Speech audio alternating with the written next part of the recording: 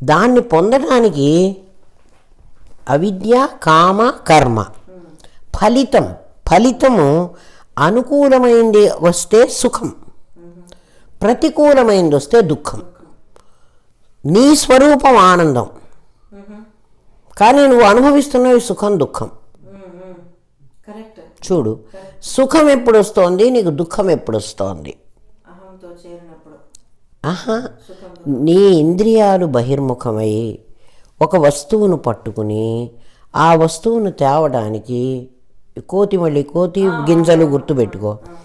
మన కంటి నుంచి ఇంద్రియాలు బయటికి వెళ్ళి ఆ వస్తువును చూసినాయి. దాన్ని ఇప్పుడు తేవాలి.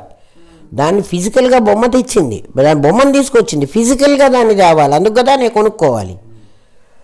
దాని బొమ్మ నా దగ్గర రావడానికి అవేం కష్టం లేదు, కానీ ఆ వస్తువు నా దగ్గరికి రావాలి. ఎందుకంటే నేను ఇదే నా ఇల్లు అనుకున్నాను కదా, అదంతా నా ఇల్లు నాకు తెలిస్తే ఎక్కడున్నా నాకు పర్వాలి. అట్లా అనుకోలే నేను. అందుకని ఆ వస్తువుని నేను సంపాదించడానికి నా ఇంద్రియాలు ప్రయత్నం చేస్తున్నాయి. అవి నాకు దొరికితే, అవి నావి అని వాటి మీద నాకు ఆధిపత్యం వస్తే నా స్వస్థానానికి నేను వెళుతున్నా. అప్పుడు నాకు సుఖం ఉంటుంది. ఒక కంద కూర చేశారనుకో రమేష్, నాకు చేతకాలే, నువ్వు అది తిన్నావు అంటే నీకు ఒరిజినల్ టేస్ట్ ఏదో నీకు తెలుసు.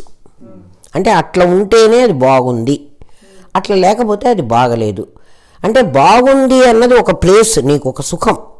నీ మనస్సు ఆ రుచికి ఇష్టపడి అక్కడ దాచుకుంది, దాంతో టాలీ అవటంలే ఇప్పుడు ఇది.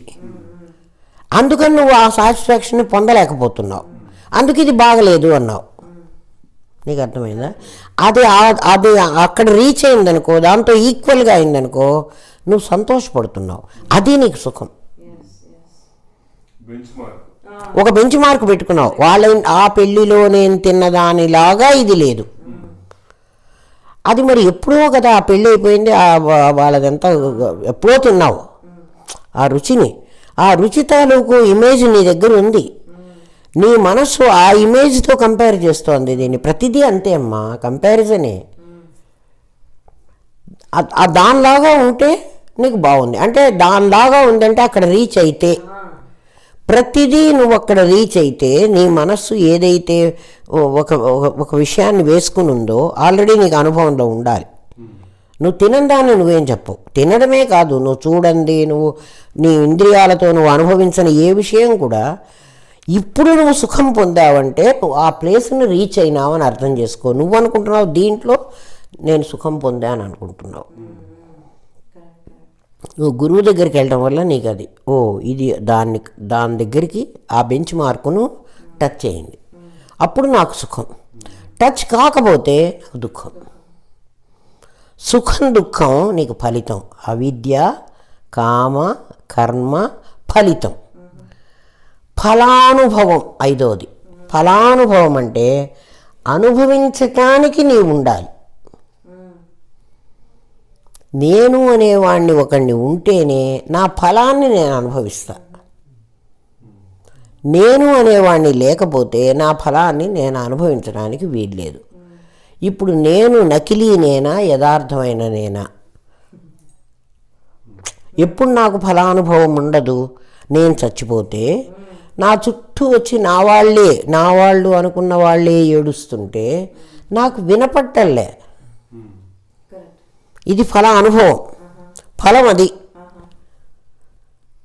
నాకు వినపట్టలే కదా. నాకు వినపడకపోవడానికి కారణం ఏమిటి? నేను ఎందుకు వినలేకపోతున్నాను? చెవులు ఉన్నాయి కదా నాకు. ఇప్పుడు కళ్ళంటే మూసేశారు, చెవి తెరిచే ఉంది కదా, నాకు వినపట్టలేదు కదా. ఎందుకని అంటే ఇది నేను ఏ నకిలీ నేను నమ్ముకుని ఉన్నానో ఆ నకిలీ నేను పనిచేయటల్లా.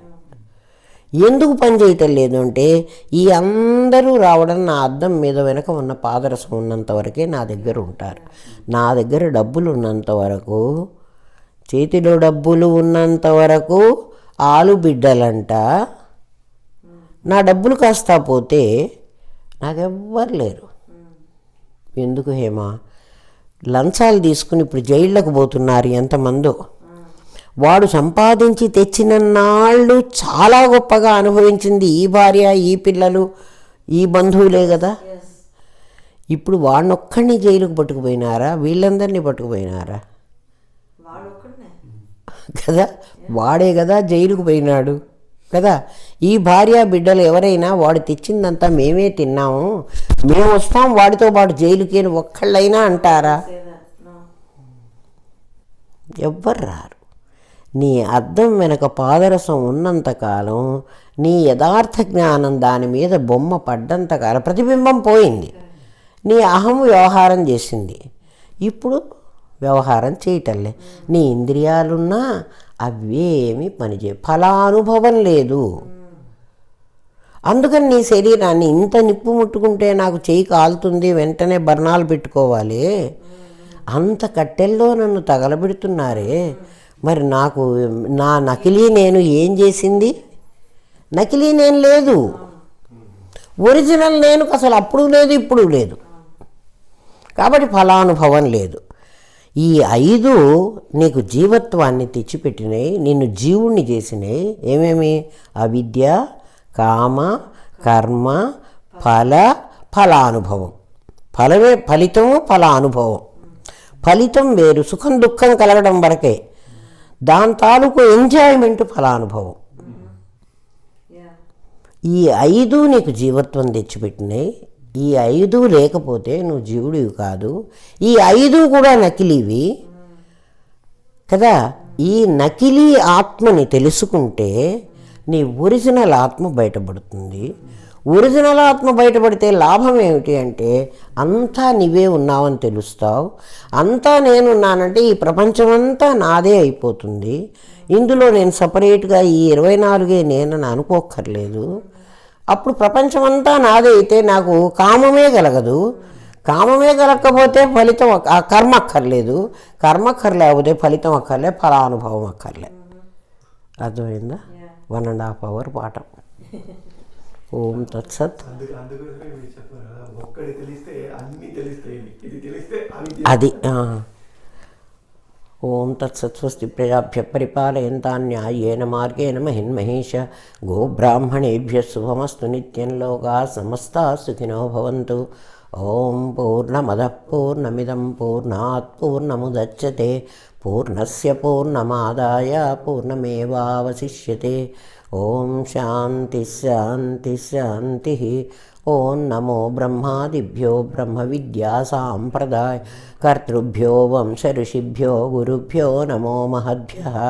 సర్వోపద్రవరహిత ప్రజ్ఞానఘనః ప్రత్యగర్ధో బ్రహ్మైవాహమస్మి బ్రహ్మైవాహమస్మి బ్రహ్మైవాహమస్మి. గురుదేవ.